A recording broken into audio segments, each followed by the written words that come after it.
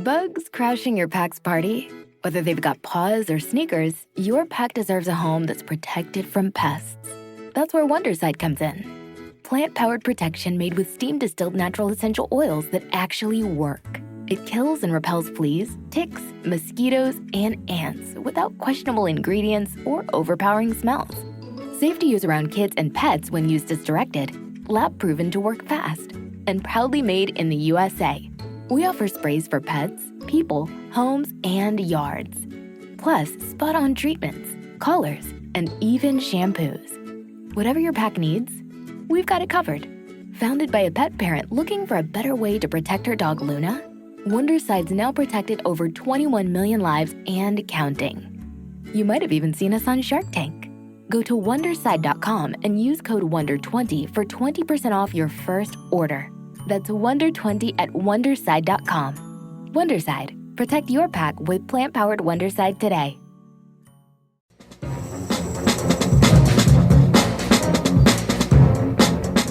Hello, this is Aaron West. I am the author of the A24 New Wave. In this book, I look at A24's output and I make the argument that we are in a new wave movement right now. A24 plays a major role. This book has a supplemental podcast where each episode is a brief conversation about an A24 related topic, whether an actor, director, or even a genre. As I continue research for the book and conduct interviews, I expect to record podcast episodes with people involved with the company. You can find the podcast at cinejourneys.com or wherever you find podcasts, and we are proud to be members of the Someone's Favorite Productions podcast network.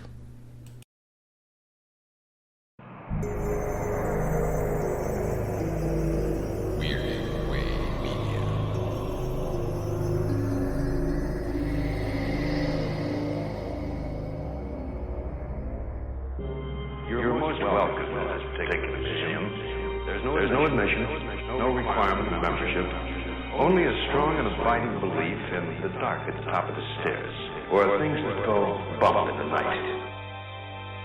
Ladies and gentlemen, this is the Night Gallery.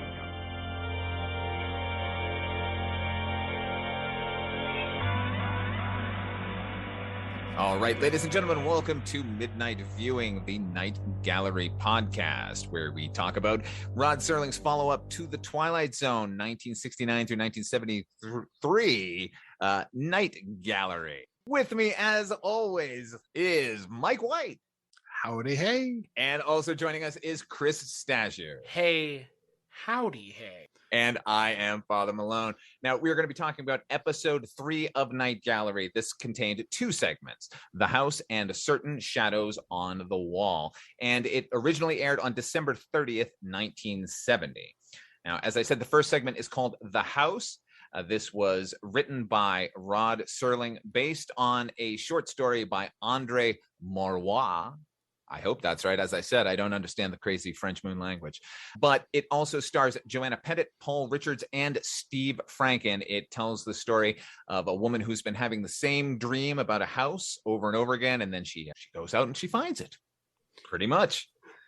And it's directed by John Astin. Oh, yeah, I forgot to mention, Jesus Christ, directed by Gomez Addams himself, Mr. John Astin. This is his first association with Night Gallery, but certainly not his last. John Astin is a huge friend of the Night Gallery. Our first painting submitted for your approval is an item of real estate, but you won't find it advertised in the classifieds. Oh, it's light and comfortable and altogether well heated, but there's a chill to the place. So bundle up when you look at this one. Our painting is called The House, and this is the Night Gallery. Chris, what'd you think of this one? Boy. So you liked it? It's real strong. It was okay. I don't even... Talk about abrupt. That's all I can really say is talk about abrupt, because Jesus H. Christ, the way this episode segment ends is... Wait, did they tell a story? Is there a conclusion? Do they care? Do we care? Should we care? Because it feels like they didn't care, and by proxy, neither do I. How about you, Mike? I actually watched this before, because we've been having some issues, just to pull back the curtain on the midnight viewing. Been having some issues with numbering of episodes, so I actually watched this one probably a month or more ago, and I couldn't rewatch it because it was just, it was tough, man. It's like that premise of I'm having this dream and I'm just about to reach the end, and then something happens, and I'm like, as soon as the lady tells the story, I'm like, okay, yeah, this is, you are the person that you're dreaming about, and yada yada yada. And then when she gets to the house and knows where everything is, I'm like, okay, is this like a reincarnation or what's going on? And then, yeah, the way that she resolves it, there is no resolution. I'm just like, wait, what? Like like Chris said, when it ends, I'm just like, wait a second, that wasn't an ending. What are you calling it? What happened? So I was a little disappointed. What, if anything, happened? Now, I read the short story for it, and the short story is obviously 1,000 times better than this because it has the benefit of no visuals. It's told from the first person perspective, so it's about a person telling us that they've been, a woman who's telling us that she's been having the same dream about her house, and she's now decided to go look for it. Then she finds it, but she goes up to the front door, and a man steps out and says, "Oh, you can't have this house. There is a ghost." And she says, "Have you seen this ghost?" And he says, "Yes, it's you." So it's actually, that's not even better. It's the same level of abruptness as far as where it goes. But at least in the short story, it's very brief and you don't know what's going on.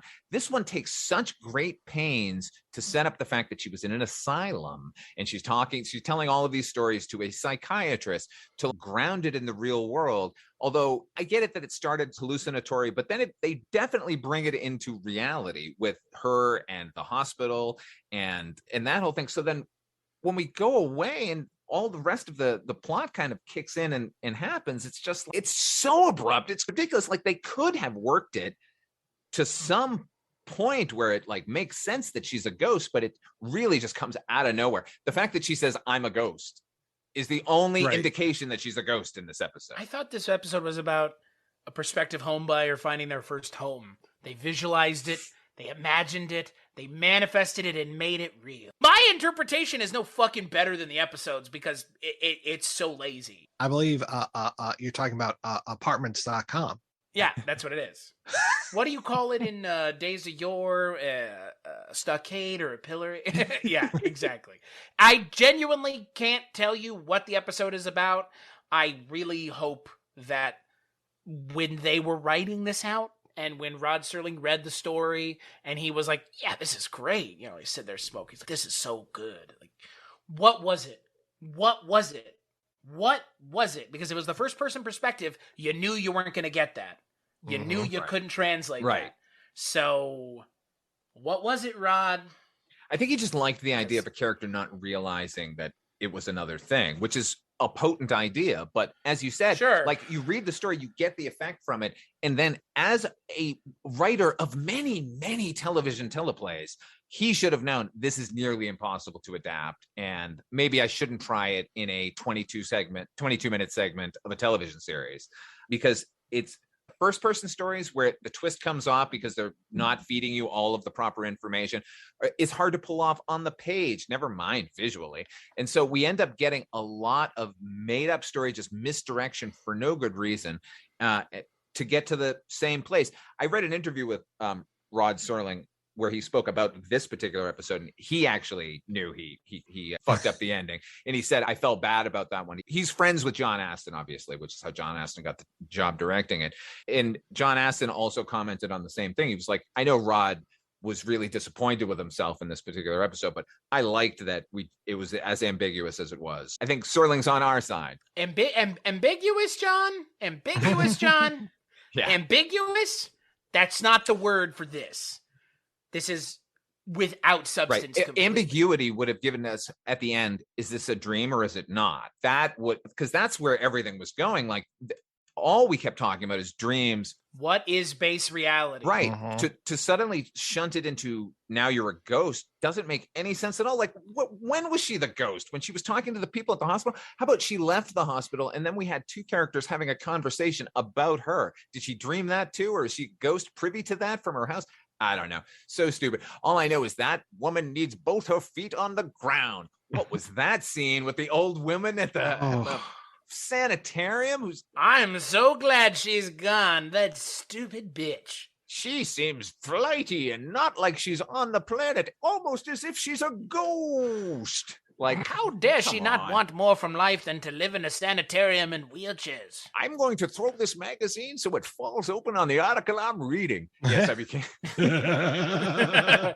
It's like the definition of lazy in this episode. I just don't understand what they were going for, and do they know? I don't think they do. I think if there's anything to recommend the episode, I do think John Astin did a really good job directing it. Like, he's one of these guys who clearly was like, hey, I got a camera, let me try and use it interestingly.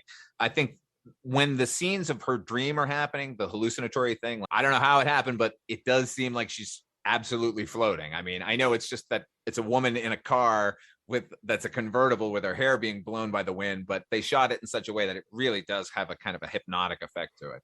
I could have done without all the slow motion. I could have done with 50% less slow motion. It needed some of it, but you're right. It was just like, oh, It's a lot. It's a lot. Every time it Mhm. goes into a dream sequence, it's just slows down to emphasize her going and knocking on the door, which they show us 3 or 4 times. Like, in a 22-minute segment, they show it to us multiple times. You would think the first time she gets into that house and she hears someone knocking and runs down and sees the car going away, she didn't recognize it was her own car instantly. I don't know. There, like I said, there are so many off ramps to idiocy in this episode. Yeah. Just like, they took off and did something stupid and then got back on and were like, we're trying to salvage this, we swear. But it's like, oh, but then no, we're gonna have this car, like you said, car show up. But she, fucking stupid. Yeah, It's even the fact that these kinds of questions can be asked just base level is frankly embarrassing. Yeah, I read an interview actually with Joanna Pettit who echoed Rod Serling, where she said, I really enjoyed this episode when I worked on it, and then I watched it and it didn't make any sense at all. Yeah, I can't even imagine what that would have been like to be her and watch this and just be like, what the fuck did we shoot this for? Yeah. I'm glad I got paid at least. I was a ghost? I thought that was a joke. Exactly. We were kidding the entire time on set. John Astin told me I was a ghost and I didn't believe him. Well, fuck. All right. The next segment is called Certain Shadows on the Wall. Now, this one, again, written by Ron Serling, adapted from a short story by Mary Eleanor Freeman. And this one was directed by Jeff Corey. And it stars Lewis Hayward, Agnes Moorehead, Grayson Hall, and Rachel Roberts. It tells the story of an old money family and a death under mysterious circumstances and a shadow that appears on the wall. A telltale heart, if you will. The least permanent, the most fleeting of man's proof of existence, his shadow. It comes and goes with light, hours of the day, point of the sun, angle of the moon. It is a quickly daubed and imperfect outline of a certain object at a certain given moment. This painting is called Certain Shadows on the Wall. Mike, what do you think of this segment? Oh boy, I really liked when there was that painting and the old man was coming out of the grave and torturing Roddy Right? McDowell. Was it 2 episodes I really ago? liked that. I didn't really need to see it again so soon. Yeah. What the fuck was even going on in this episode? So he was the man who's reading Dickens to Agnes Moorehead. He was poisoning her. Is that what it is? And then Slowly over time, yeah. okay. And then one of the other 2 women that's in the house whose relationship to him seems indeterminate, maybe a brother of those 2, but they're his poisoning. sisters, yeah. Okay, so they're poisoning him now.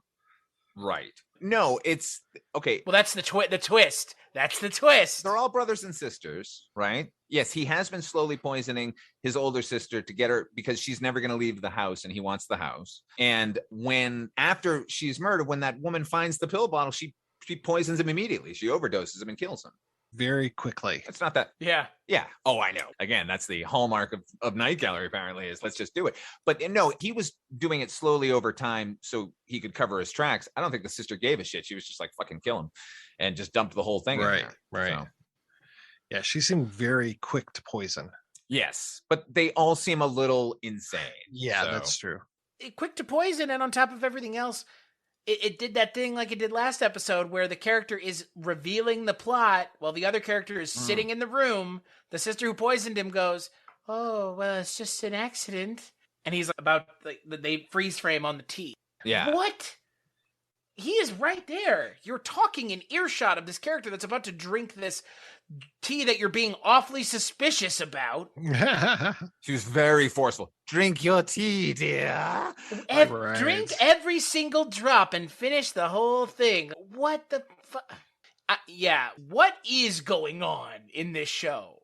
For real. The short story, I did read it. Same exact story. It's two brothers, one who is an invalid and one who has not given up his practice to come be with him, but has just shown up because he knows he's dying. They have an argument. He wants to throw the brother out, and then basically the same thing happens. But it's way more mannered than the story we got. It's the sisters, the three sisters talking amongst themselves about what had happened at the previous night and how the shadow had appeared on the wall and how the remaining brother had lost his mind trying to figure out how the shadow had occurred. And then he gives up and leaves, and then another shadow shows up on the wall. So it's all very implied as opposed to what we get here, which should have been more forthright about what was going on, I guess. But also, I hated the shadow itself, the Agnes Moorehead shadow. Yeah. It's so clearly just painted. And then they made it worse at the end by having a real shadow.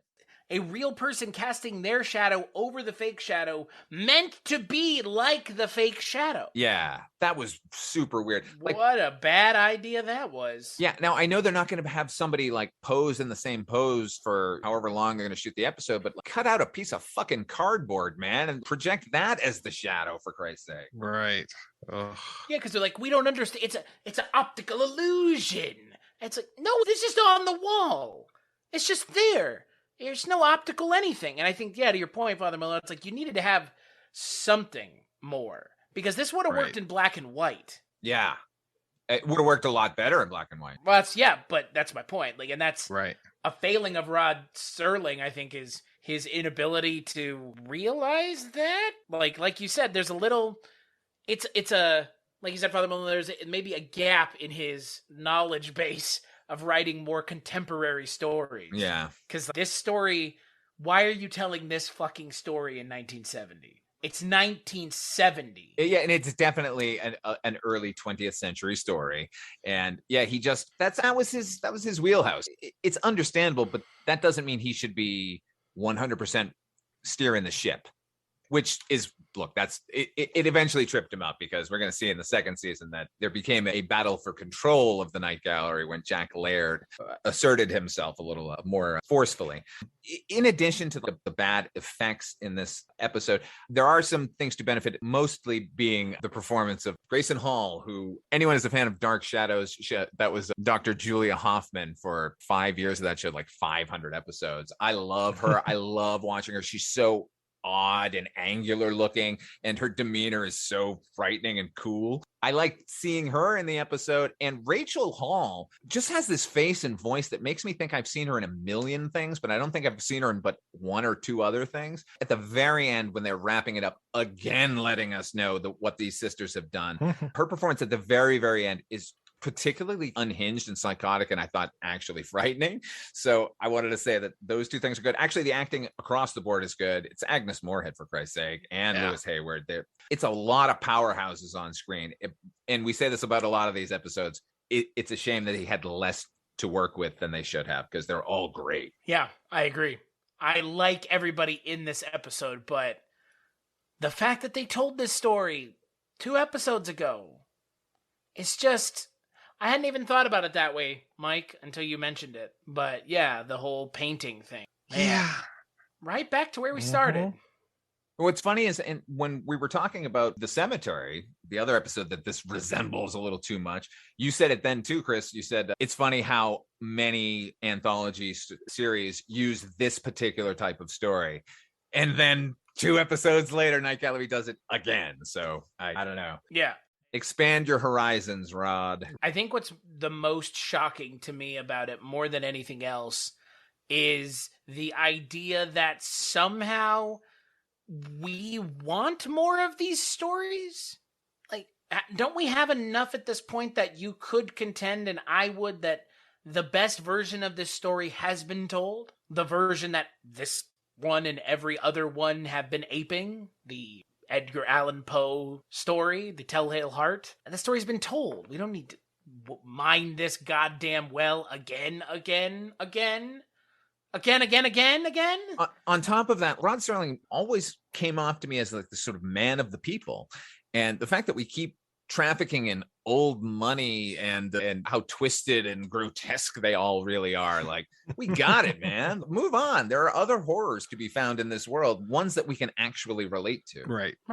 Well, and ones that are more topical, more prescient, more timely, like anything.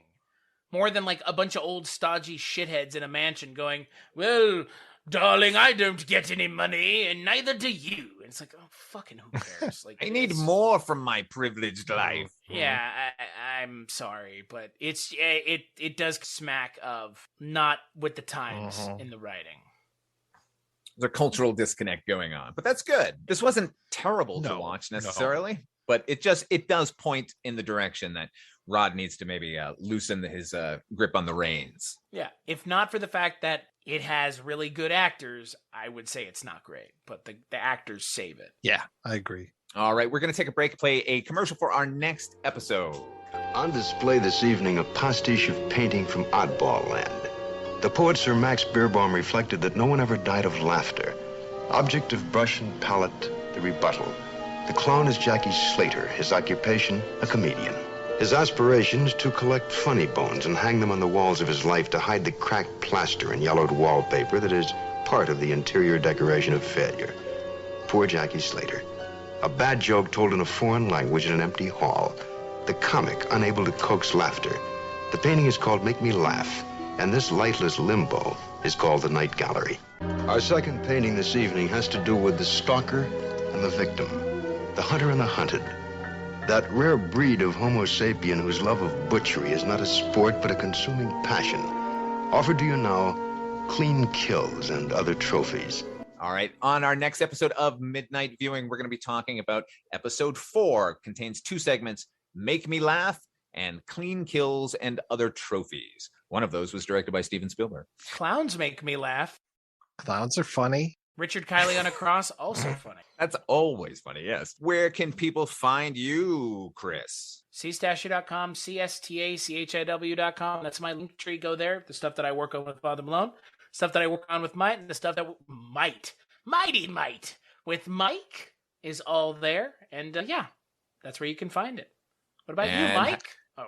Or you, Mike, or whoever wants to. You can find me over at the Projection Booth Podcast, which is available at projectionboothpodcast.com. And as for me, you can find me at fathermalone.com. You can check out my podcast, Wolf and Raisin, the Banachek podcast. It's a video podcast about Banachek. So I guess we'll catch you next time on a Midnight Viewing.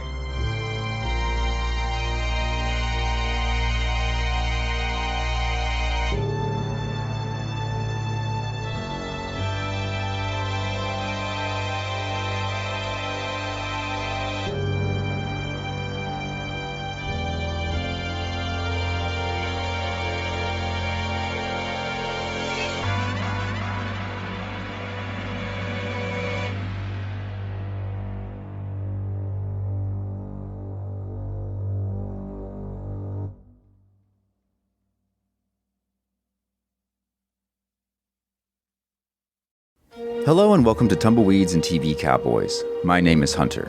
In this podcast, I'll be joined by a different guest each week to discuss a classic Western movie or TV show. I've been a fan of classic Westerns for as long as I can remember, and in recent years, they've become very nostalgic for me. I love the aesthetic, the tropes, and I love seeing different filmmakers' takes on them. At their best, they're incredibly entertaining, rewatchable, and some of my all-time favorite movies are Westerns. We'll mostly focus on Western movies made in Hollywood, but we'll also be covering spaghetti Westerns, and one thing I'm very excited to get into are Western TV shows. I've got some amazing guests coming on the show, film professors, historians, and podcasters. And Tumbleweeds and TV Cowboys is part of the Someone's Favorite Productions podcast network, and many guests on the show will be from other shows on the network. Thanks for listening.